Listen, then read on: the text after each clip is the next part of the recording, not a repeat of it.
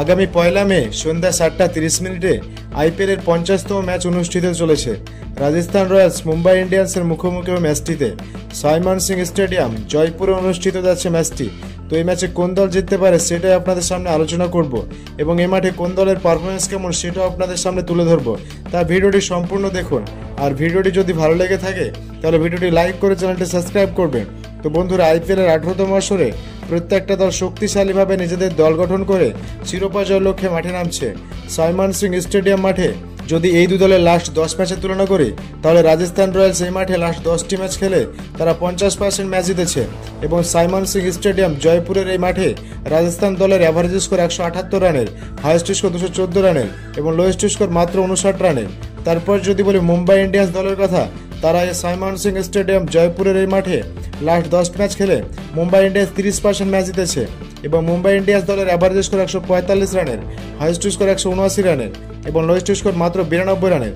তো বন্ধুরা, পরিসংখ্যান অনুযায়ী এই সাইমন সিং স্টেডিয়াম জয়পুরের এই মাঠে রাজস্থান রয়্যালস দলের পাল্লা অনেক ভারী।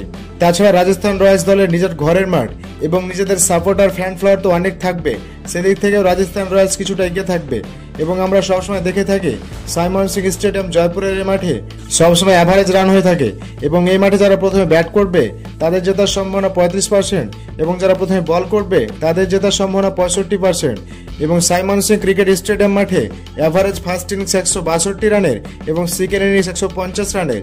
তো দর্শক, এখানে নিশ্চিতভাবে বলা যায় মোটামুটি যারা প্রথমে বল করবে তাদের জেতার সম্ভাবনা বেশি এবং এই মাঠে বেশিরভাগ সময় রান চেঞ্জ হয়ে যায়, কারণ রাত্রে এই মাঠে অনেকটা ডিউয়ের প্রভাব থাকে এবং এই মাঠে লাস্ট 10টি ম্যাচের কথা বলে থাকলে পেস বোলিং উইকেট পেয়েছে 58টি এবং স্পিন বোলিং উইকেট পেয়েছে 34টি। সুতরাং এই মাঠে পেস বোলিং বেশি কার্যকরী হয়ে থাকে এবং স্পিন বোলিং অতটা কার্যকরী হয় না।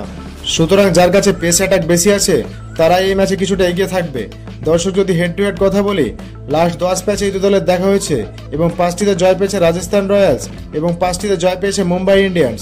এদিক থেকে রাজস্থান রয়্যালস এবং মুম্বাই ইন্ডিয়ান্স দল দুজনই প্রায় একই রকম, কিন্তু রাজস্থান রয়্যালস যেহেতু ঘরের মাঠে খেলবে তাই তারা কিছুটা এগিয়ে থাকবে।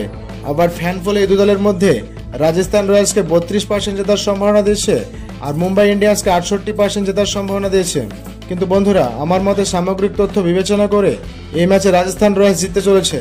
আপনার মতে আইপিএলের 18তম আসরের 50তম ম্যাচে কোন দল জিতবে বলে আপনি মনে করছেন সেটা অবশ্যই কমেন্ট করে জানাবেন। ধন্যবাদ সবাইকে।